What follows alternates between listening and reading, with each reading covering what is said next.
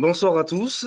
Alors, je vais me présenter. Moi, c'est Jean-Baptiste Alti. Je suis producteur de piment d'Espelette depuis 2016 en bio et en biodynamie depuis 2018. Sur la commune d'Espelette, je fais 5000 mètres carrés. Et récemment, ma sœur m'a rejoint pour faire 5000 mètres carrés de plus. Donc, nous sommes sur 1 hectare. Donc, ce qu'il faut savoir avec le piment d'Espelette, c'est qu'on fait tout. C'est-à-dire qu'on lance la graine, c'est nos propres semences. Donc, on a la main mise sur nos semences, qui est vraiment important dans l'AOP. Je fais partie aussi du syndicat du piment, donc je suis secrétaire. Donc, on est beaucoup impliqué sur l'expérimentation, l'expérimental, le cahier des charges. Donc, on maîtrise en tant que producteur de la graine jusqu'à la transformation et même la commercialisation. Nous n'avons pas de coopérative, rien. On maîtrise de A à Z. On élève les plants sous serre. Donc aujourd'hui, moi j'utilise donc les purins, les extraits végétaux, avec différents mélanges sous serre et en plein champ. Le piment d'Espelette se cultive que en plein champ. Une fois le repiquage, pour éviter tout ce qui est pythium, tout ce qui est maladie et pour renforcer le plant, j'utilise différents mélanges. Donc des mélanges à base de fougères, de purin de fougères, d'ortie, de prêle, de jupure de consoude et de purin de consoude, ce qui me permet de maîtriser tout ce qui est pythium, tout ce qui est maladie, et d'avoir quand même, quand j'élève les plants, presque 99% des plants qui tiennent bon dans ma serre. Ça les renforce, ça les déstresse. On a eu ce printemps un moins 0,8 dans la serre et les plants n'ont pas gelé. Voilà, ils n'ont pas pris de coups, ils ont été très bien, il n'y a pas eu de retard, ça n'a pas stagné. Est-ce que c'est ça? Est-ce que c'est pas ça? J'en sais rien. Moi, je donne l'expérience, enfin le retour. Avant la plantation, je réutilise de toute façon tout ce mélange à base de 5%. 5%, donc c'est-à-dire que je mets pulvé d'eau, 50 centilitres pour 9 litres 5 d'eau. J'utilise de l'eau de pluie, qui est, parce que ça dérive un petit peu de la biodynamie. Une fois planté, j'utilise un autre mélange qui est à base de prêle, de jupure de consoude et d'ortie pour déstresser le plant. Et surtout ce printemps où on a eu beaucoup de chaud, froid, on a eu de la pluie, on a eu après quelques coups de chaleur au Pays Basque, on a beaucoup d'humidité. Donc la filière a été très impactée, les plants de piment avec beaucoup d'anthracnose, de bactériose. Il y a eu beaucoup de phytophthora aussi. Et vous pouvez voir sur les photos que en fait, moi j'utilise que les purins et j'ai pu contenir réellement les plants et garder mes fleurs parce que chaque fleur fait un piment et ça s'est ressenti dans la production parce que j'ai eu des très très gros rendements, sachant qu'en biodynamie et surtout en Déméter, nous pouvons amener que 40 unités d'azote du commerce. Biodynamie, c'est interdit tout ce qui est à base de guano, de sang, etc., etc. Voilà. Donc, vous pouvez voir aussi sur les photos là que les feuilles, elles sont bien vertes, elles sont saines. Même au niveau des pucerons, j'ai utilisé le purin de rhubarbe a vraiment contenu les pucerons et les a tués, ainsi que bon après tout autour, moi j'ai une forêt avec des haies, donc il y a quand même beaucoup d'auxiliaires. Les traitements de prêle, jupure de consoude et ortie, c'est à base de 15%. Donc, c'est 1,5 litre. Donc, je fais un pompe avec une pompe à d'eau, 1,5 litre de purin et 8,5 litres d'eau. Toujours de l'eau de pluie, maximum. Et donc, comme cette année, on était sur 1 hectare, j'ai utilisé donc avec ma pompe 80 litres en tout sur 1 hectare. Les passages ont été quand même réguliers cette année. En biodynamie, on regarde pas mal la Lune.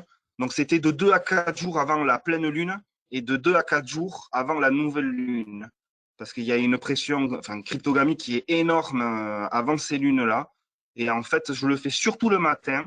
Donc, ça, c'est mon retour d'expérience, surtout cette année où je l'ai fait vraiment le matin. Et là, il y a pas photo, quoi. Thibaut, si tu peux mettre la photo où justement j'ai laissé un essai où j'ai pas mis de purin Ça a été compliqué parce que derrière, il y a des enjeux un peu financiers. Et on voit que les plants ont été attaqués comparé aux autres où il n'y a rien eu. Parce qu'en fait, on voit que les piments, enfin les plants ont été attaqués par de l'anthracnose et de la bactériose. Donc, il y a la chute des fleurs, chute des feuilles. Donc, ça prend du retard. Et qui dit chute des fleurs dit moins de piments. Ensuite, j'utilise quand on avance, donc juin, juillet et jusqu'à août, jusqu'aux récoltes. Donc, cette année qui a commencé le 9 août. Et là, j'utilise le jus pur de consoude et la prêle. Et par contre, celui-là, c'est vraiment magique parce que celui-là, c'est vraiment un curatif. Donc, lui, je l'utilise toujours à 15%. Depuis 2016 jusqu'à aujourd'hui. Donc, c'est ma 6e saison. Au début, j'ai lancé à 15%, après 20, après 25%. En fait, je voyais que ça fonctionnait et je suis resté à 15%. Peut-être qu'on peut descendre un peu plus, mais bon, pour le moment, à 15%. Surtout, il ne faut pas tremper le plant. Il faut des micro-gouttes, ça c'est très important. Et il ne faut pas tremper le plant le matin. Il faut que les gouttes restent sur le feuillage pour combattre tous ces champignons-là. Voilà. Cette année, en rendement, je suis à 600 grammes par pied. Dans l'AOP, on est limité à 1 kg par pied, donc qui est très difficile à atteindre, sachant que nous n'avons pas l'arrosage. L'arrosage est interdit dans l'AOP. Donc 600 grammes, sachant que la moyenne va se trouver dans les 350 grammes. Donc en biodynamie, arriver à 600 grammes net, avec un taux de transformation qui est assez intéressant puisque les fruits n'ont pas subi justement de nécrose liée à l'anthracnose, et qui fait que j'ai encore un meilleur rendement au niveau de la transformation. Donc aujourd'hui, les extraits végétaux et les purins, pour moi, c'est clair, c'est sûr. Depuis 6 ans, je les utilise. Je continuerai à les utiliser, ainsi que la biodynamie qui s'accorde vraiment avec les purins, les extraits végétaux. Et j'ai lancé le thé de compost aussi. Pour le moment, je suis en période d'essai. Aujourd'hui, je peux vous dire que on est un groupe de producteurs. Donc, j'ai amené un groupe de producteurs parce qu'au début, j'étais un peu seul dans les purins.